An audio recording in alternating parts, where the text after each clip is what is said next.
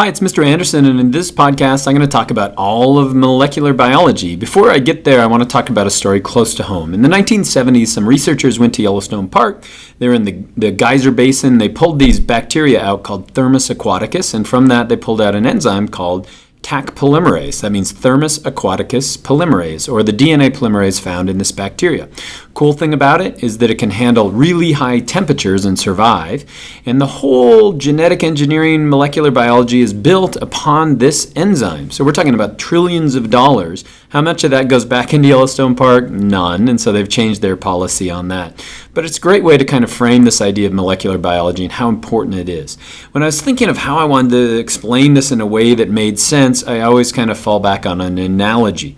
And so basically what I want to talk about is how we've gone over the last 30 or 40 years to the point where we now know all the DNA inside a human. And so basically, think about it this way. Imagine if you look at these magazines right here, there's a whole bunch of information that's found inside here. There's a whole bunch of text inside here.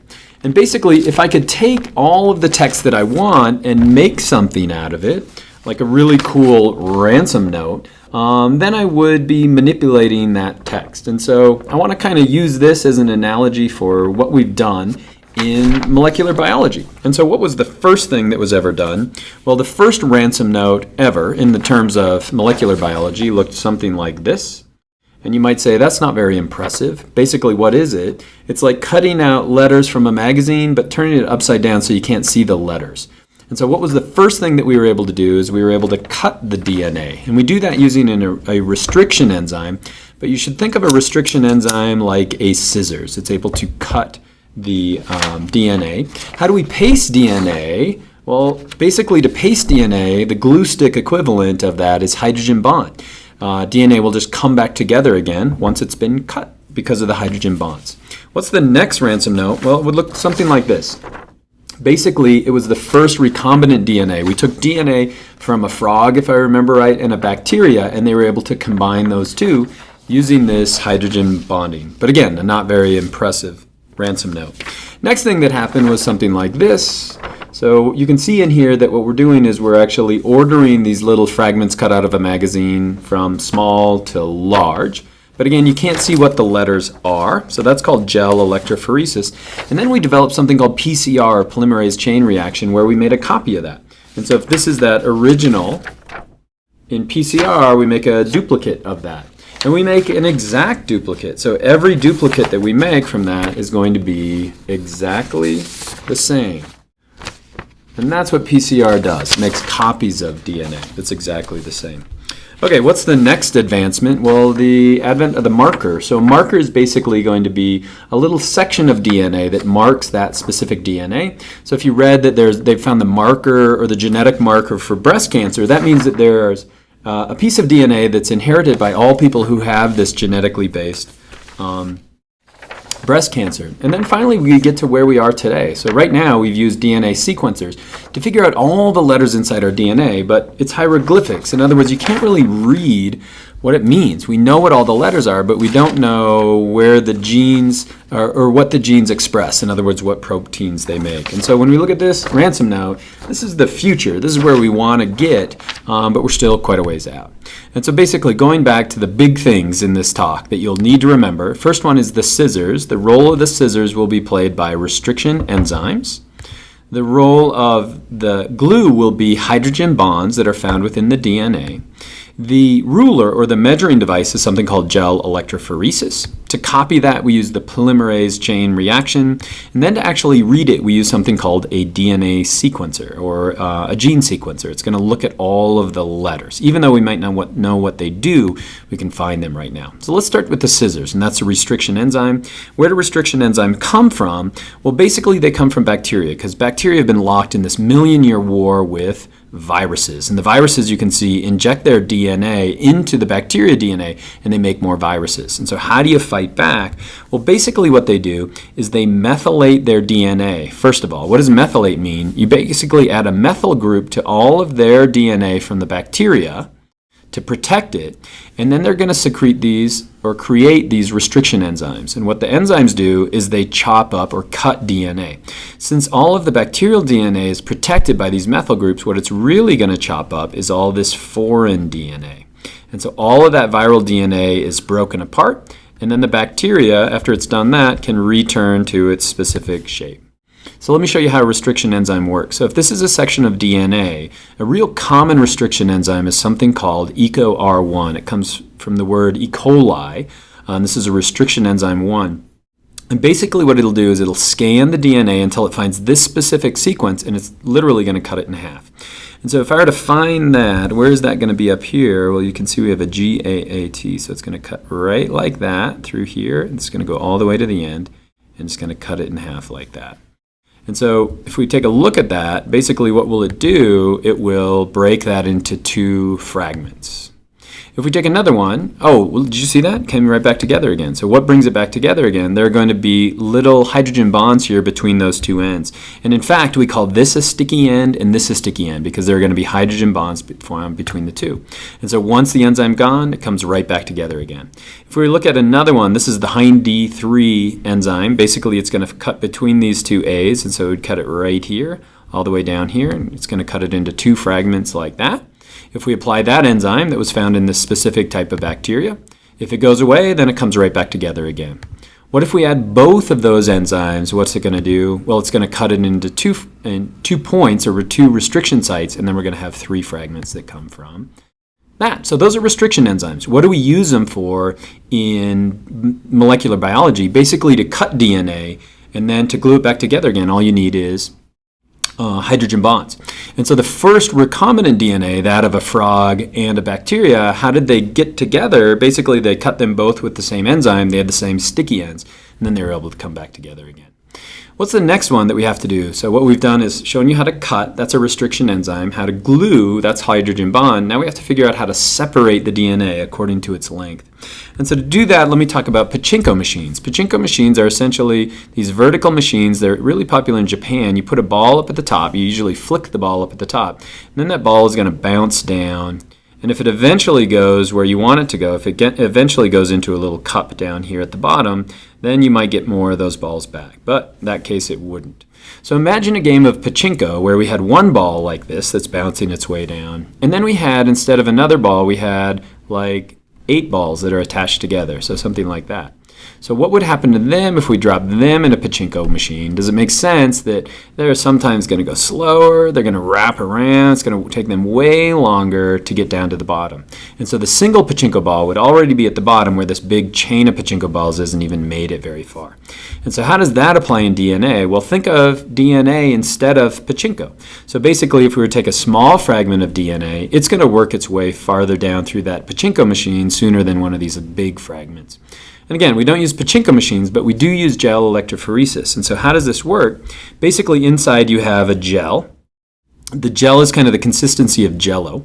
It's going to have little wells on one side where you insert the DNA.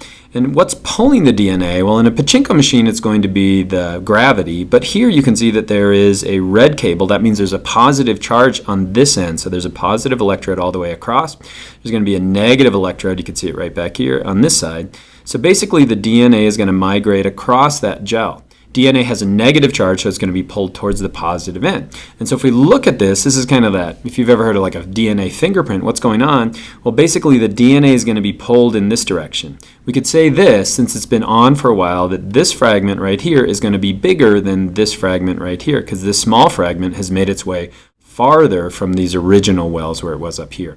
And lots of times you'll run a ladder as well. A ladder is a bunch of DNA with known distances or known quantities, and so you can read across and see how big is that, how many nucleotide pairs do we have. When we do this in class, we use a dye called ethidium bromide, and basically it'll dye the DNA. You can put it under black light and you can see where the DNA is. It's normally clear, you can't see it. Okay, what's the next thing we have to do? Remember, we have to, now that we've sorted it according to its length, now we have to make copies of it. And to do that, we use the polymerase chain reaction, or PCR. This was invented by Kary Mullis. He was riding his motorcycle one day and came up with this idea. And so to do that, we need a few extra things in our PCR machine. One thing we need is a primer. Primer is going to be a little section of DNA that'll grab onto the DNA. It'll allow that polymerase to drive down the DNA. Now, where's Taq polymerase from? Remember, it's that bacteria. Because in the PCR, we're going to heat this up really hot. What else do we need? We need nucleotides, so we need new letters.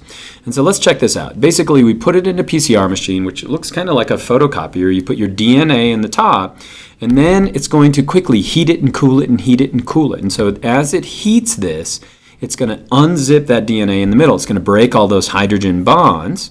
What's the next thing that's added? Well, the next thing that will be added is going to be the primer. The primer is going to bond to the complementary sides of the DNA. Now, we create the primer because it's going to target a specific gene that we want. What happens next? Well, once the primer's in place, then Taq polymerase is going to grab on. Now, this looks familiar. If you know anything about DNA replication, how does that work? Well, we unzip our DNA. It's helicase that does that. We put a primer down, and then it's going to be DNA polymerase inside us that makes copies of our DNA. But in a PCR machine, it's Taq polymerase, and the reason why is Taq polymerase can withstand these really hot temperatures. Okay, watch carefully what happens next. Well, basically, as the Taq polymerase runs in either direction, it's going to add complementary letters to either side.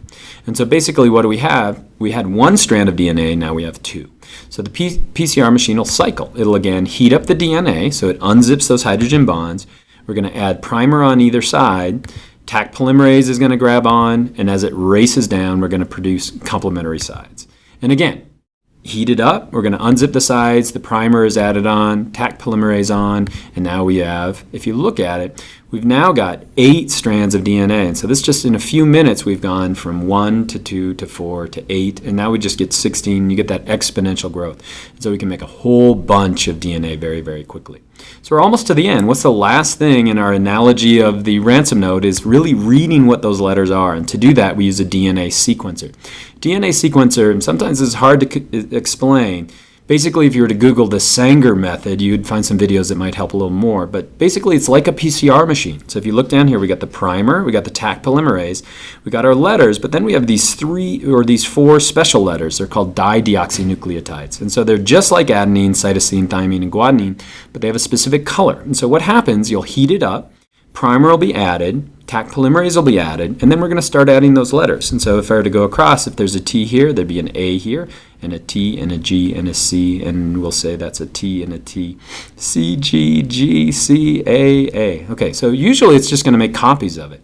But occasionally, as it makes those copies, instead of putting a regular A in, it'll put one of these weird A's in there. And what that weird A is going to do is it's going to be dyed. It's going to have a specific color. And it's also going to stop the sequence. And so basically you can't add new letters. And so a lot of the time you'll get a regular run-of-the-mill copied DNA strand, but occasionally you'll get these fragments that just have an A at the front and they have a specific color, which is going to be green. Maybe we run it again the next time and the A seems normal, but the next one is a T that's weird. And so that's going to stop it at that point, but it's going to give it a color of red. Or maybe another time we're going to get an A and a T and a G, but then we're going to put a weird C on there, and that's going to stop it. And the C is going to have this blue color. And so basically what you can do is then run gel electrophoresis. All these fragments are going to run through a gel electrophoresis machine, or running a gel. And basically what they're going to do is they're going to separate according to their fragment length. Well, what's the smallest fragment, which went the farthest? That's going to be this little fragment of A with the weird A at the beginning. And so what does that tell us? Well, it tells us that the first letter is going to be an A. And so a computer can go through and read all these colors, and it can read the sequence of the DNA. It can figure out the letters in our DNA. And so the Human Genome Project, that was the job of that, to sequence all of the DNA in a human. These are the DNA sequencing machines, but what I want you to remember is that we've sequenced all of the DNA in a typical human, and as you grow up, they'll be able to sequence all the DNA specifically inside you. But at this point, we're kind of right here. We've got the DNA, we know the order that it's in, but we don't know what proteins those make or how those proteins interact. And so the next project after the Human Genome Project is the Human Proteome Project. And so that's a lot, I know, but I hope that's helpful.